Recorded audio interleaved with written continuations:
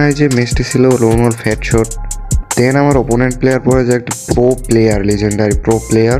সেই প্রো প্লেয়ারটাকে মারতে আমি প্রথমে নিয়ে নিই ডেজার্ট ইগল অ্যান্ড অনেক মুভমেন্ট করতেছিলাম। দেখুন পরবর্তীতে এগিয়ে যাই। এখানে কিন্তু গাইস দেখতেই পারতেছেন যে এনিমির নেট নাই, যার কারণে আমি তাকে ফায়ার করি না এবং কি ওয়ান টাইম মারার ট্রাই করি না। তাকে একটা ঘুষি দিয়ে আমি ট্রাই করি যে সে লাইনে আছে কিনা। পরবর্তীতে সে শুয়ে যায়, যার কারণে আমি মারার ট্রাই করি এবং সে মুভমেন্টের সাথে আমাকে মারার ট্রাই করে, মারে।